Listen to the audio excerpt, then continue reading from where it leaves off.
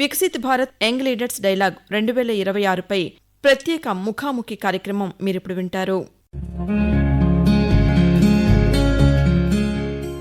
శ్రోతలకు నమస్కారం. భారత ప్రభుత్వ యువజన వ్యవహారాలు, క్రీడల మంత్రిత్వ శాఖ ఆధ్వర్యంలో Viksit Bharat young leaders dialogue 2026 రెండవ ఎడిషన్ను ఈ నెల 9వ తేదీ నుండి 12వ తేదీ వరకు ఢిల్లీలోని భారత్ మండపంలో నిర్వహించారు.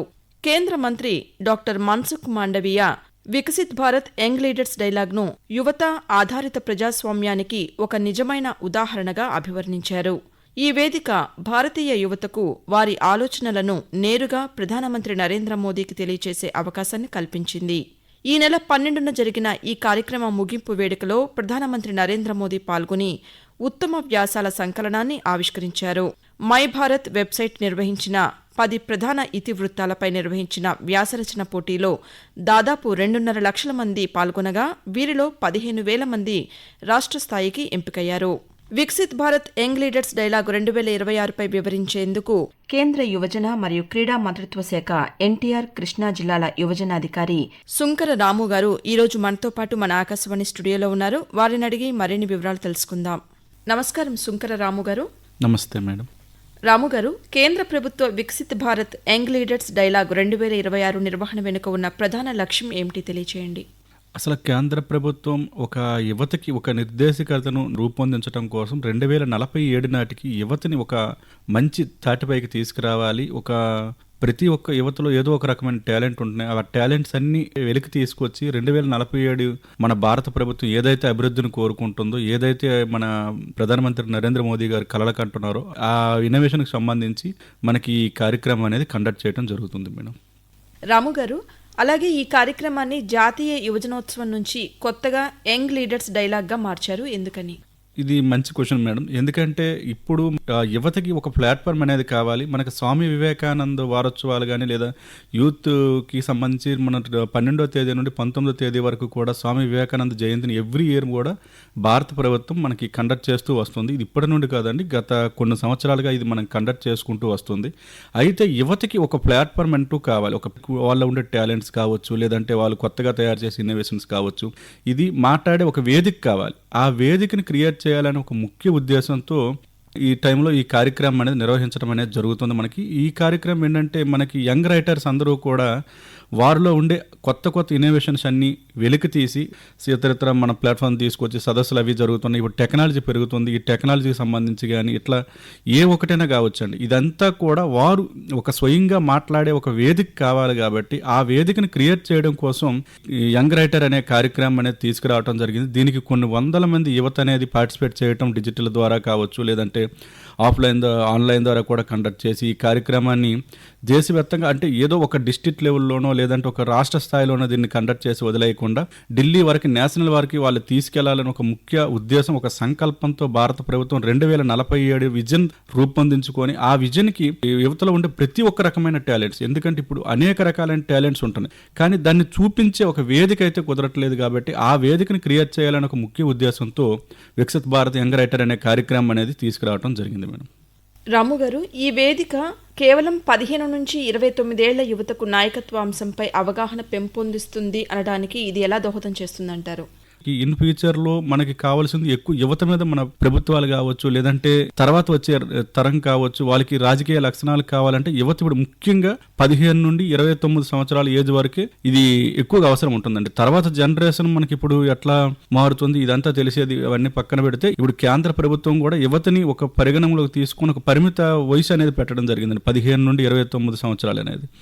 దీంట్లో భాగంగా ఏం జరుగుతుంది అంటే వారికి లీడర్షిప్ క్వాలిటీస్ అనేవి ఈ ఏజ్ లో డెవలప్ చేస్తే వాళ్ళు రేపటి భారతదేశాన్ని ఒక మంచి పౌరులుగా, లేదంటే ఒక మంచి నాయకత్వ లక్షణాలతో, లేదంటే వారిలో ఉండే ఒక రకమైన గొప్ప టాలెంట్స్ కానీ ప్రూవ్ చేసుకోవడానికి ఒక మంచి ఏజ్. మై భారత్ డిపార్ట్మెంట్ కూడా 18 to 29 తీసుకుంటున్నారు. ఇట్లా ఏంటంటే ఈ ఏజ్ పర్మిట్ లోనే వాళ్ళు ఉండే లీడర్షిప్ క్వాలిటీలను డెవలప్ చేయొచ్చు. సార్, అలాగే యువతను విధాన రూపకల్పనకు దగ్గర చేసేందుకు Viksit Bharat young leaders dialogue 2026ను కేంద్ర ప్రభుత్వం చొరవగా చూడవచ్చంటారా? Definitely madam. ఎందుకంటే 100% ఇది అనేది కేంద్ర ప్రభుత్వం చొరవ తీసుకొని చేస్తున్నది. ఎందుకంటే యువతలో ఒక వేదిక అనేది క్రియేట్ చేసి వాళ్ళకి డిజిటల్ గానీ లేదంటే వారిలో ఉండే సృజనాత్మకతను కానీ లేదంటే ఒక లీడర్షిప్ క్వాలిటీస్ని ఇవన్నీ డెవలప్ చేయడానికి ప్రధాన కారణంగానే మన కేంద్ర ప్రభుత్వం ఈ కార్యక్రమం తీసుకొచ్చేస్తుంది. కాబట్టి 100% అనేది దోహదం అవుతుందండి. సార్, అలాగే వికసిత్ భారత్ ఛాలెంజ్ 4 దశల్లో నిర్వహించడం వల్ల యువతకు కలిగే ప్రయోజనాల గురించి తెలియజేయండి. ఈ వికసిత భారత్ 2047 4 దశలుగా దీన్ని మన కేంద్ర ప్రభుత్వం అనేది జరిపిస్తుందండి. కాకపోతే ఇక్కడ ఏంటంటే యువత వాళ్ళలో ఉండే ఇప్పుడు వాళ్ళు ఏవైనా ఇన్నోవేషన్స్ కానీ లేదంటే టెక్నాలజీ కానీ లేదంటే ఇట్లాంటి ప్రతి రంగంలో కానీ ఇప్పుడు మనం అగ్రికల్చర్ లాంటి తీసుకోండి, అట్లాంటి విషయాల్లో ఇప్పుడు కొత్త కొత్త టెక్నాలజీస్ వచ్చేసి ఆ టెక్నాలజీని యూత్కి ఒక కల్పించడానికి ఒక ఈ 4 విభాగాలను అనేది మనం తీసుకుంటూ ఇప్పుడు స్కిల్ ఇండియాది లేదంటే స్టాండప్ ఇండియా ఇట్లాంటివన్నీ ఇలాంటి కార్యక్రమాలు తీసుకొచ్చి మన కేంద్ర ప్రభుత్వం ఏంటంటే ఈజీగా ఒక యూత్ని వాళ్ళు ఏదైతే ఒక గొప్ప అంటే ఒక టాలెంట్ అనేది ఉంటుందో లేదా వాళ్ళ ఒక రంగం వైపు అవగాహన ఉంటుందో దాన్ని డైరెక్ట్గా ప్రజెంట్ చేయగలుగుతున్నారు.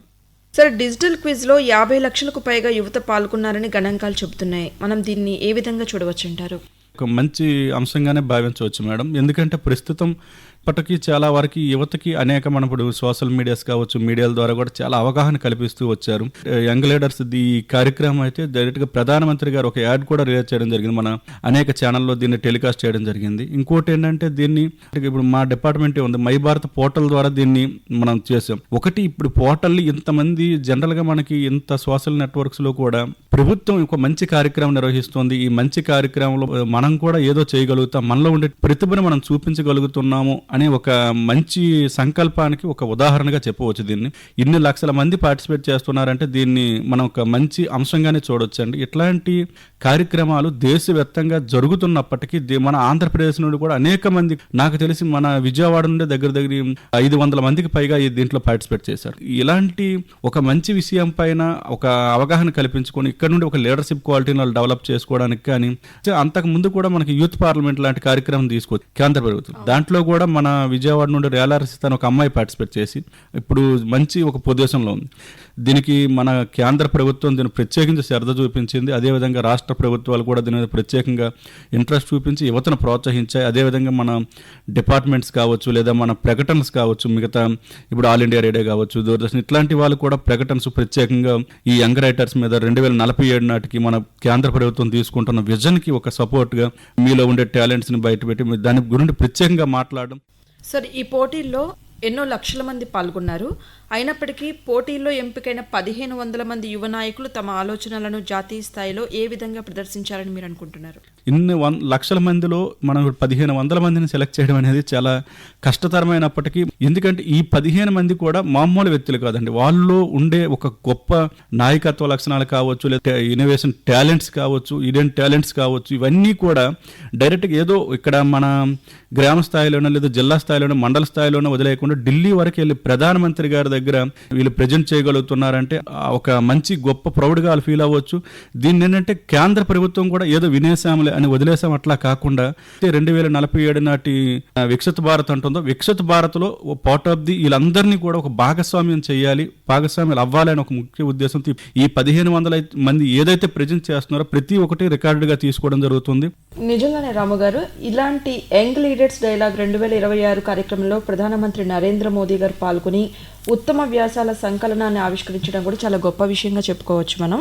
100% మేడం. ఎందుకంటే ఇప్పటి వరకు మన భారతదేశం అభివృద్ధి చెందుతూ వస్తూ ఉంది కాబట్టి అభివృద్ధి చెందటంలో యువత పాత్ర అని ఎంతైనా అవసరం ఉంది. కాబట్టి యువతకు ప్లాట్ఫామ్ కల్పించి దాన్ని ఇప్పుడు ఒక ప్రధానమంత్రి లాంటి వ్యక్తి 2047 నాటికి యువత నుండి వచ్చే అనేక విషయాలను స్వీకరించి ఆ విషయాలను కూడా ఒక దగ్గరికి చేర్చి ఆ విషయాలపైన కూడా ప్రత్యేకంగా వారిలో ఉండే ప్రతి ఒక్కటి కావచ్చు చాలా ఇప్పుడు చూస్తున్నామండి. మనకి రీసెంట్గా కూడా అనేక టెక్నాలజీ వచ్చినప్పుడు కొన్ని విలేజెస్లో చూస్తున్నాం, అనేక రకమైన ఎలక్ట్రికల్కి సంబంధించి కానీ లేదా రీసెంట్గా మనకి వ్యవసాయ రంగంలో కానీ అనేక కొత్త కొత్త టెక్నాలజీని తీసుకొస్తున్నారు పిల్లలు. వాళ్ళని ప్రోత్సహించే వాళ్ళు లేరు. కానీ ఇట్లాంటి వేదికల మీద వాళ్ళు ఇంత పెద్ద వేదికను ఒకవేళ ఉపయోగించుకొని వాళ్ళు ఉండే ఒక కనీసం ఏదైనా ఒక కొత్త రకం పరికరం కానీ లేదా కొత్త రకంగా వాళ్ళ ఆలోచనలు కానీ ఉన్నాయనుకోండి, దాన్ని ఖచ్చితంగా 100% 2047 నాటి వికసిత భారత్ అది ఉపయోగపడొచ్చేమో, ఉపయోగపడి నిజంగా మన దేశ అభివృద్ధికి ఒక యంగ్ లీడర్స్ ఈలే అవ్వచ్చేమో. కాబట్టి అట్లాంటి దిశగా ఈ కార్యక్రమం జరుగుతుంది, జరగాలి. 100% ఈ 1500 మందిలో కనీసం ఒక 100 మంది ఒక ఇంప్లిమెంట్ చేసే పరికరాలు కావచ్చు, లేదా వాళ్ళలో ఉండే ఒక మంచి నైపుణ్యం కావచ్చు, ఏదైనా కావచ్చు, అది 100% మన 2047 నాటి వికసిత్ భారత్కి ఖచ్చితంగా ఉపయోగపడుతుంది, దోహదపడుతుందని నేను మనస్ఫూర్తిగా ఆశిస్తున్నాను, భావిస్తున్నాను. ఎందుకంటే దేశ భవిష్యత్ అంతా కూడా ఈ యువతరం మీదే ఆధారపడి ఉందని చాలా సందర్భాల్లో మన ప్రధానమంత్రి నరేంద్ర మోదీ గారు చాలా సందర్భాల్లో అన్నారు కూడా. అవునండి, అనేక మార్గాల్లో యువతరం అనేది ఇప్పుడు కొంత కొన్ని టాలెంట్స్ ఉండేటప్పటికి అవి ఎలా బయట పెట్టాలో, ఎలా వాళ్ళు చాలా ఆలోచనలు ఉంటాయండి, ఆ ఆలోచనలు వెలికి తీసే ఒక మార్గం దొరకట్లేదు. నేను ఒక మంచి మార్గం అని నేను అనుకుంటున్నాను. ఇట్లాంటి మార్గాలు కల్పించాలి వాళ్ళకి. నిజంగా ఒక యంగ్ రైటర్గా వాళ్ళు నిజంగా చాలా కష్టపడి ఉంటారండి. ఎందుకంటే డెఫినెట్లీ ఒక మంచి అంశం పైన తీసుకొని యంగ్ రైటర్గా పోటీ చేసి ఉంటారు. ఇప్పుడు ఇన్ని లక్షల మంది పార్టిసిపేట్ అయిన తర్వాత ఒక 1500 మంది అంటే నిజంగా 100% వాళ్ళ టాలెంట్ మామూలుది కాదు. నిజంగా యువతరం అనేది ఇప్పుడు ఖచ్చితంగా ఇట్లాంటి అవకాశాలను వినియోగించుకొని ప్రధానమంత్రి గారు లాంటి ఒక గొప్ప నాయకుడు దగ్గర ప్రజెంట్ చేయగలుగుతున్న రీలు రేపటి తరానికి ఒక మంచి గొప్ప నాయకులు అవ్వాలి. వీళ్ళు ఉండే ఒక ప్రతిభను మనం బయటకు తీయాలి. ఇట్లాంటి ప్రతిభను తీయాలి అంటే 100% ఇట్లాంటి కార్యక్రమాలు జరుగుతూ ఉండాలండి. రాము గారు, అలాగే ఉమెన్ లెడ్ డెవలప్మెంట్, మహిళల ఆధ్వర్యంలో అభివృద్ధి అంశానికి Viksit Bharat young leaders dialogue వేదికలో ప్రత్యేక ప్రాధాన్యత ఇవ్వడాన్ని కేంద్ర ప్రభుత్వం మహిళా సాధికారత అంశంగా చూడవచ్చంటారా? 100% ఖచ్చితంగా. ఏంటంటే యంగ్ రైటర్స్ లో కూడా మహిళలకు ఒక ప్రత్యేకత అనేది ఇవ్వటం జరిగిందండి. ఎందుకంటే ఒకప్పుడు మహిళలు ఇంటికే పరిమితం అనేవారు, ఇంట్లోనే ఉండాలి, ఎట్లాంటి బయటకి వచ్చి పని చేసేవారు కాదు. అంటే పని చేయాలని కాదు, కాకపోతే బయటకు వచ్చేవారు కాదు, బయట ప్రపంచానికి. ఈ రోజు మహిళలు కూడా పురుషులతో సమానంగా అనేక అంశాల్లో వాళ్ళు భాగస్వామ్యాలు అవుతున్నారు, అనేక రంగాల్లో వాళ్ళు పనిచేయడం జరుగుతుంది, దీంట్లో కూడా ఉన్నత స్థాయిలో ఉంటున్నారు. అట్లా ఏంటంటే ఇక్కడ మహిళలకు కూడా ఒక పెద్ద పీట వేసి వారికి కూడా ఒక మంచి వేదిక ఇది 100%. ఏంటంటే ఇక్కడ ఇక్కడ పురుషులు మహిళలు కాకుండా ప్రతి ఒక్కరు కూడా రేస్ షోలు కానీ లేదంటే అందరూ సమానంగా చూడాలని ఒక ముఖ్య ఉద్దేశం. అందరూ కూడా మన 2047 నాటికి మహిళలు కూడా ఒక ఉన్నత స్థానంలో ఉండాలి. వారు కూడా మన దేశాన్ని ఒక యంగ్ లీడర్స్గా లేదా యంగ్ రైటర్స్గా కావచ్చు, లేదంటే వారిలో ఉండే అనేక రకాలైన మనకి ఈరోజు ఇంటర్నేషనల్ యూత్ డే జరుగుతుందండి. యూత్ డేలో కూడా ఇప్పుడు మనకి ఢిల్లీ వరకు వెళ్ళి పార్టిసిపేట్ చేస్తున్నారు. చాలా మంది అనేక రకమైన ప్రాజెక్టులు తయారు చేశారు. తర్వాత అందులో ఎక్కువ మంది మహిళలు ఉన్నారు. రీసెంట్గా ఇప్పుడు మహిళలకు కేంద్ర ప్రభుత్వం కూడా అనేక చట్టాలను కూడా తీసుకొచ్చి వచ్చింది. బట్ ఇట్లాంటి చట్టాలు ఇవన్నీ ఎందుకు తీసుకొస్తూ వస్తుందంటే వారికి కూడా ఒక సాధికారత తీసుకురావాలి. 100% వాళ్ళు కూడా ప్రతి రంగంలో ముందంజలో ఉండాలనేది ఒక ముఖ్య ఉద్దేశం. సార్, కేంద్ర ప్రభుత్వం ప్రధానంగా యువత మీదే దృష్టి సారిస్తోంది. అయితే ఈ స్టార్టప్ ఇండియా, ఆత్మనిర్భర్ భారత్ వంటి అంశాల్లో యువత నుంచి వచ్చే వినూత్న ఆలోచనలను దేశాభివృద్ధికి కీలకమని చెప్పవచ్చంటారా? రీసెంట్గా మనకు ఒక సదస్సు జరిగింది. సదస్సులో కూడా అన్ని దేశాలు పార్టిసిపేట్ చేశాయి. అవి ఎందుకంటే మన భారతదేశానికి వాళ్ళ దగ్గర నుండి ఎంతైతే మనం నేర్చుకుంటున్నామో, భారతదేశం నుండి మనం ఏం తయారు చేయగలుగుతున్నాం, భారతదేశం నుండి మనం లోకల్గా మనం ఏదైతే సృష్టించుకోగలుగుతున్నాం అనేది ఇతర దేశాలకు తెలియాలంటే ఇట్లాంటి స్టాండప్ ఇండియా కానీ ఇట్లాంటివి అనేవి ఖచ్చితంగా కావాలి. దాంట్లో యువత ప్రత్యేకంగా అనేక రంగాల్లో పార్టిసిపేట్ అయ్యి ఉండాలి. యువత కూడా అనేక కార్యక్రమాలు చేసుకొస్తున్నారు. ఇప్పుడు అనేక కొత్త ఇన్నోవేషన్స్ తీసుకొస్తున్నారు. 100% అనేది దోహదం అవుతుందండి. సార్, అలాగే యంగ్ లీడర్స్ డైలాగ్ కార్యక్రమం ద్వారా స్మార్ట్ అండ్ సస్టైనబుల్ వ్యవసాయం విషయంలో యువత నుంచి మెరుగైన పరిష్కారాలు మనం ఆశించవచ్చంటారా? 100% మేడం. ఎందుకంటే ఇప్పుడు మనం ఆల్రెడీ చూస్తున్నామండి, వ్యవసాయ రంగంలో అనేక మార్పులు తీసుకొచ్చారు. అంటే వ్యవసాయంని ఒకప్పుడు పండించడానికి చాలా టైం పట్టేది. అనేక యంత్రాలు రీసెంట్గా మన యువత తయారు చేసేవి కావచ్చు, లేదంటే యువత అనేక యంత్రాలను తయారు చేయటం, లేదంటే టెక్నాలజీని ఉపయోగించుకోవటం కానీ, ఇప్పుడు కొత్తగా రీసెంట్గా ఏఐ కూడా వచ్చేసింది. ఏఐని ఉపయోగించుకొని వ్యవసాయం చేయటం, ఇట్లాగా అనేక అంశాల్లో మనకి యువత అనేది ఇప్పుడు ఏఐ కానీ ఇట్లాంటివన్నీ తెలియాలంటే యువతకి ఎక్కువ ఇంట్రెస్ట్ మనం చూపించగలిగితే కంప్యూటర్ రంగంలో కానీ, ఈ రంగంలో కానీ, ఏదైనా రంగంలో వారికి అనేక ఉపాధిని కల్పించి వారు అనేక రంగాల్లో వాళ్ళు ముందుకు వస్తేనే ఇది మనం 100% వ్యవసాయంలో కావచ్చు, లేదా ఇంకో రంగంలో కావచ్చు, 100% సక్సెస్ అనేది మనం సాధించగలుగుతాం. Sir, design for Bharat, tech for Viksit Bharat వంటి కొత్త అంశాలు యువతకు ఏ విధంగా ఉపయోగపడతాయంటారు? అనేక రంగాల్లో మనం ఇప్పుడు రీసెంట్గా మనం చూసుకొస్తున్నామండి. డిజిటల్గా మనం అనేక అంశాలపైన మనం రీసెంట్గా మనం సోషల్ మీడియా అట్లా చూస్తూ ఉన్నాము. యువత అనేక రంగాల్లో అభివృద్ధి చెందుతూ వస్తున్నారు. అనేక విషయాలను అనేక డిజిటల్ పరంగా కానీ లేదంటే టెక్నాలజీ పరంగా కానీ ఆల్రెడీ మనం భారతదేశం అభివృద్ధి చెందుతూ వస్తుంది. మిగతా దేశాలతో పోలిస్తే ఇప్పుడు మన భారతదేశం, ఒకప్పుడు మన అభివృద్ధి చెందుతున్న భారతదేశంలో మనం ఎక్కడి నుండో చూసి నేర్చుకునేవాళ్ళం. ఇప్పుడు మనల్ని చూసి నేర్చుకునే ఆ స్టేజ్కి మన భారతదేశం వెళ్ళింది అంటే యువత దాన్ని 100% దాన్ని ఉపయోగించుకుంటున్నారు. అదేవిధంగా మన కేంద్ర రాష్ట్ర ప్రభుత్వాలు కూడా రీసెంట్గా డిజిటల్ ల్యాబ్స్ ఇవన్నీ కండక్ట్ చేయడం జరుగుతుంది. ప్రతి స్కూల్లో కూడా ఇప్పుడు ల్యాబ్స్ ఉంటున్నాయి. ప్రతి స్కూల్లో కూడా అంటే 100% వరకు మనం ప్రతిభ అనేది చూపించడానికి ఒక వేదిక అయితే కల్పిస్తున్నారు. 100% ప్రతి దగ్గర ల్యాబ్స్ తీసుకొస్తున్నారు. లేదంటే డిజిటల్గా ఏదైనా తయారు చేయడానికి పరికరాలు కానీ ఇవన్నీ డిజిటల్ పరంగా ఇవన్నీ కూడా 100% జరుగుతున్నాయండి. మార్పు అనేది వస్తుంది. యువతకి ఎక్కడికో విదేశాలకు వెళ్ళి మన టాలెంట్ని ఉపయోగించే కంటే మన లోకల్గా మన భారతదేశానికి మనం 100% ఉపయోగించడానికి ఇది ఒక దోహదం అనే చెప్పవచ్చండి. సార్, ఈ Viksit Bharat young leaders dialogue కార్యక్రమంలో ఎన్నో లక్షల మంది యువత పాల్గొన్నారు. మరి ఈ కార్యక్రమంలో అంతర్జాతీయ యువ ప్రతినిధుల భాగస్వామ్యం వల్ల భారత్కు కలిగే ప్రయోజనం గురించి తెలియచేయండి. యువ సమ్మేళనం ఇట్లాంటివి మనకి ఆల్రెడీ జనరల్గా అన్ని దేశాల సదస్సులు జరిగాయి. దీంట్లో యువత ఏంటంటే మన యువత దగ్గర ఉండే అనేక రకాల టాలెంట్ని మన దేశానికి పరిమితం కాకుండా ఇతర దేశాలకు కూడా యువతలో ఉండే ప్రతి నైపుణ్యం కావచ్చు కానీ, నాయకత్వ లక్షణాలకు సంబంధించి కానీ, లేదంటే వీళ్ళ డిజిటల్ పరంగా కావచ్చు కానీ, లేదంటే వాణిజ్య రంగంగా ఎడ్యుకేషన్, హెల్త్ ఇట్లాంటి చాలా ఉన్నాయండి. ఇప్పుడు మన అందరికీ 100% అవసరమైందంటే ఎడ్యుకేషన్ రంగం కావచ్చు, లేదంటే హెల్త్ కావచ్చు, ఇట్లాంటి విషయాల్లో మన యువత అనేక రంగాల్లో ముందుకు దూసుకెళ్తూ ఉంది. సార్, అలాగే Viksit Bharat young leaders dialogue 2026 ద్వారా వచ్చిన యువత ఆలోచనలు వాస్తవ ప్రభుత్వ విధానాలుగా మారే అవకాశం ఉందంటారా? డెఫినెట్లీ యువతలో ఉండే ఆలోచనలు అనేవి కేంద్ర ప్రభుత్వం 100% ఆల్రెడీ ప్రధానమంత్రి గారు కూడా చెప్పారు. ఎందుకంటే యువత నెక్స్ట్ తరానికి మనకు ఒక ఎన్నుముక్క లాంటి వారు. యువతే దీనికి మార్గదర్శకులని మన డైరెక్ట్గా నేను చెప్పడమే కాదు, ప్రధానమంత్రి గారు కూడా డైరెక్ట్గా స్టేట్మెంట్ ఇవ్వడం జరిగింది. కాబట్టి 100% ఇవి దోహదం చేస్తాయి. వారిలో ఉండే అనేక నాయకత్వ లక్షణాలు ప్రభుత్వాలపైన లేదంటే అందరిపైన ప్రభావం చూపించవచ్చు. 100% కూడా ఇది మీరు చెప్పింది ఏకీభవించవచ్చు మేడం. రాము గారు, చివరగా యువత ఇలాంటి వినూత్నమైన కార్యక్రమాల్లో ముందుకు రావాలంటే వారికి ప్రధానంగా మీరిచ్చే సలహాలు, సూచనలు ఏమైనా ఉన్నాయా? యువతకి వేదికని ఎందుకు కల్పిస్తున్నారు యంగ్ రైటర్స్ అనేది అంటే యువత ప్రతి ఒక్కరు కూడా ఇట్లాంటి ప్లాట్ఫామ్ అనేది ఉపయోగించుకోవాలి. నిజంగా ఈ యంగ్ రైటర్ 2047 అనేది మనకి వికసిత్ భారత్లో భాగంగా మనం అనేక కార్యక్రమాలు చేస్తూ వస్తున్నాం ఇప్పుడు కేంద్ర ప్రభుత్వం ద్వారా. ఇది కూడా ఒక 100% అందరికీ ఉపయోగపడేది.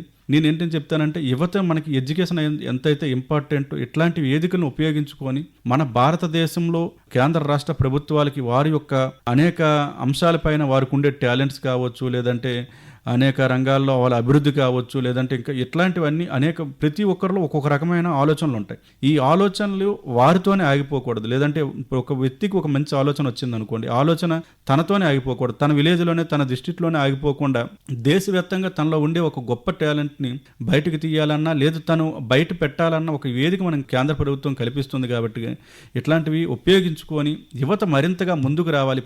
జనరల్గా ఫీల్డ్లో మేము తిరుగుతుంటాం కాబట్టి చాలామంది ఇప్పటికీ ఫోన్ చేస్తారు, సార్ ఇప్పుడు ఈ ఆన్లైన్లో ఈ కార్యక్రమం జరిగింది మాకు తెలియలేదు అని. ఎందుకంటే తరచుగా మనం అనేక రకాలు ఇప్పుడు సోషల్ మీడియా కానీ ఇట్లాంటివి ఉపయోగించుకుంటున్నాం, ఫేస్బుక్, ఇన్స్టాగ్రామ్, వాట్సాప్ లాంటివి. మన ఎన్టీఆర్ కృష్ణాలో కొన్ని 100 మందిని మై భారత్లో రిజిస్ట్రేషన్ చేయించాం మేడం. ఈ రిజిస్ట్రేషన్ చేసిన ప్రతి ఒక్కరు మ్యాక్సిమం 90% వాళ్ళకి ఒక నోటిఫికేషన్ వచ్చి వాళ్ళు పార్టిసిపేట్ చేయగలుగుతున్నారు యంగ్ రైటర్స్ అని. ఎందుకంటే ఈ యంగ్ రైటర్స్ అనేది ఓన్లీ ఆన్లైన్ ద్వారా జరగడం వల్ల చాలామంది తెలియట్లేదు.